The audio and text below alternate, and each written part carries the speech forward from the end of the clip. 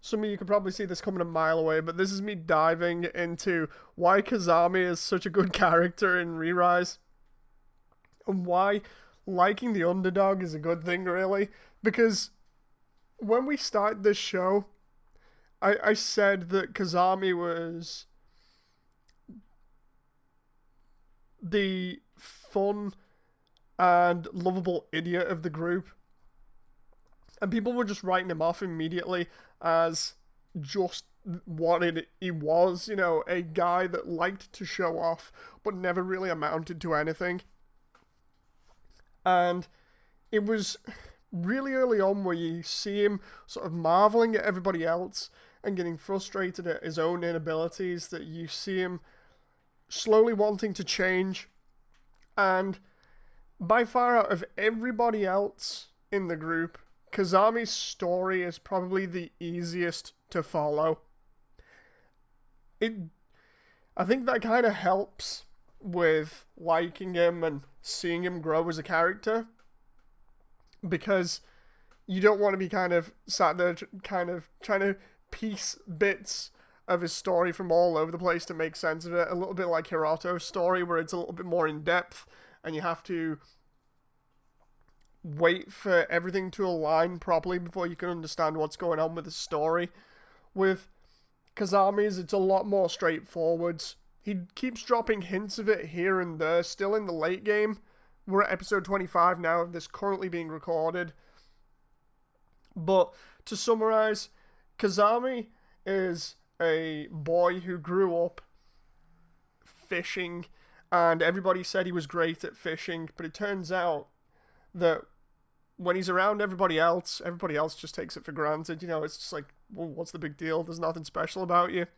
And as a result of that, and also of Kazami being pretty much a tryhard and always wanting attention, possibly because of his inferiority complex that he has, and the fact that he likes watching superheroes like Captain Zeon.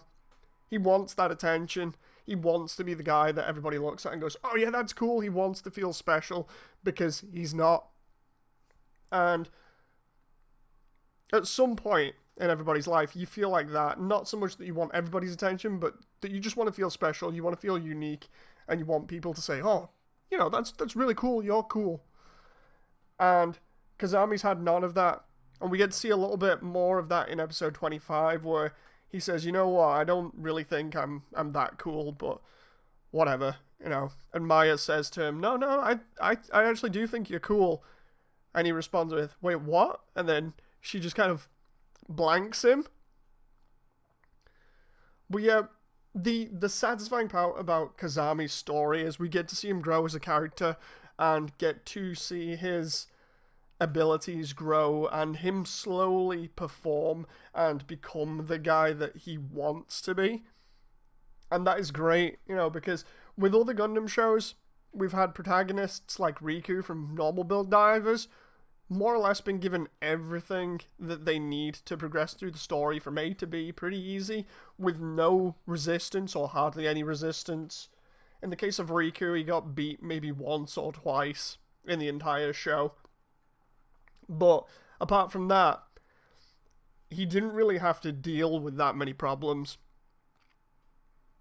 Kazami, on the other hand, is a absolute complete loser who was in a clan at some point and then left because he felt frustrated that he was not performing as well as he could, and also because everybody else kept on telling him that he was getting in the way, that he was making really stupid mistakes and he wasn't learning from them.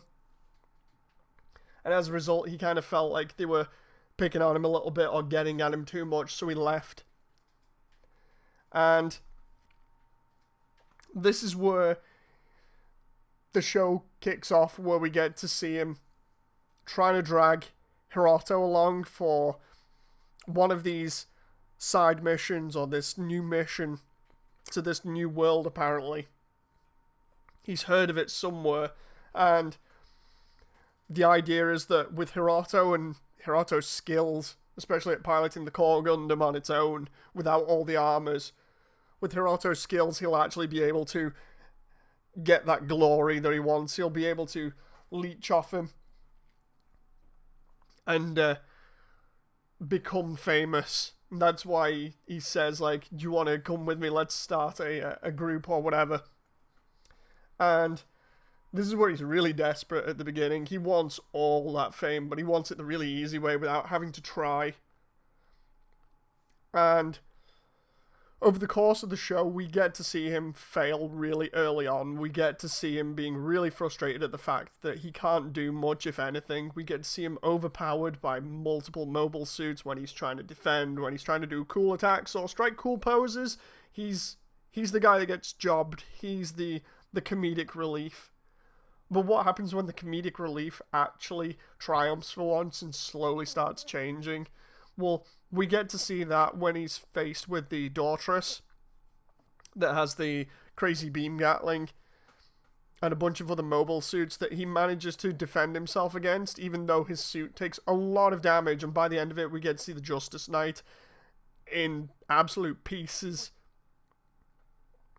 But we get to see that he's actually got his first kill. Out of all the time that he's been on GBN, we actually get to see him get a kill. And that just in itself is satisfying because he's actually made a lot of progress over those episodes to get to that point. And he himself feels like, even though it was a major hurdle, that he's happy. At least he's done something for once and isn't a dead weight. And you can tell that he feels this way purely because of him screaming in triumph and crying as well. He's never been so happy in his entire life because he's actually feeling like he's accomplished something. So, of course, we get to see him trying to emulate Captain Xeon for the rest of the show. And I'd argue that he kind of gets there. And this is all due to the massive change that happens in one of the later episodes where they do the attack on the satellite station, and this is where the lake town of Segri gets blown up, and you get to see afterwards that Kazami knows exactly what he's done. For those people who don't know, when they're in the space station confronting the enemy AI, Alice, Kazami more or less tells Alice that all the main rebel forces are located in Segri. And Alice then marks Segri for extermination and shoots it with the satellite cannon. To which May is like, dude, you should have just shut up. And later on, you get to see he realizes that he was responsible. And at the time, he doesn't quite understand what's gone on because of the shock. But it eats him inside, and when you're not looking at Kazami on screen, you know it's eating him up, because when we've gone through a couple of episodes, he is really down on himself. It's the shock, it's the grief, it's the depression. He's going through the stages of grief that Hiroto went through over the course of the show, but he's going through it a lot quicker because the show forces him to get over it. Because if he doesn't, there's nobody there to help defend, because he's taken the role of the tank in the group, really. He's the one to kite all the enemies or get their attention. He's the one to defend with his shield. It's his role. He's taken it upon himself at this point to become the main defender of the group and of the Eldoran forces because he feels guilty. And the best part out of all of this after that is we get to see him in a few more combat instances where he's doing a lot better after this, because he's driven by his guilt and by his anger at what he could have done, or maybe he should have just shut up. You know, he's thinking about this. You can tell he is.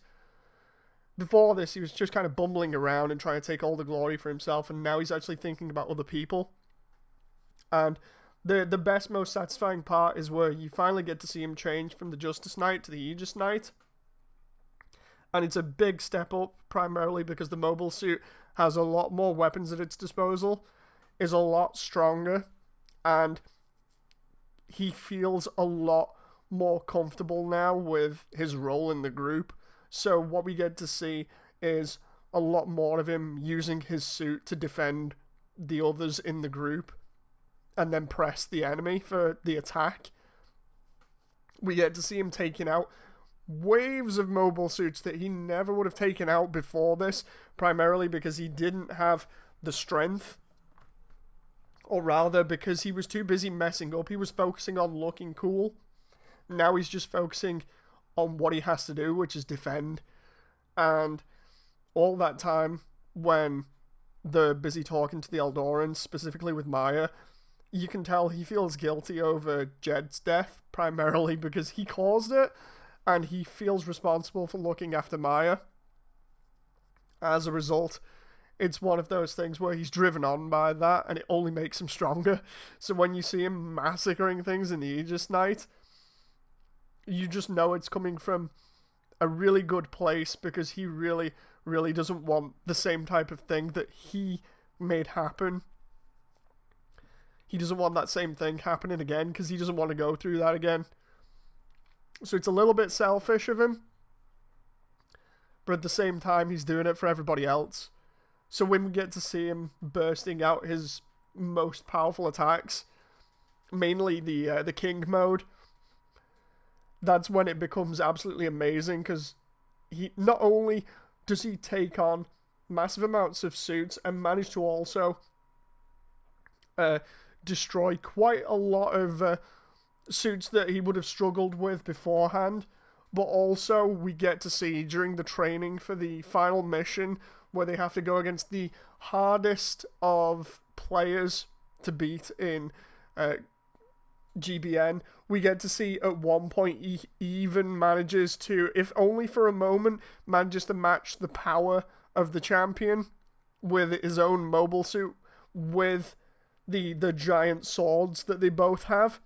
We get to see him fight massive amounts of other more skilled players and managing to defend against them eventually after learning. And this is all an uphill struggle for him.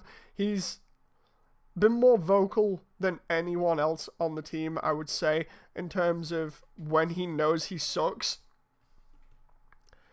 Because you just get to hear him screaming all the time. And I like that about him, because when it comes down to it, the difference between the two shows, between Build Divers and Build Divers Re-Rise, can easily be told by character comparisons, and I'm going to get round to those at some point.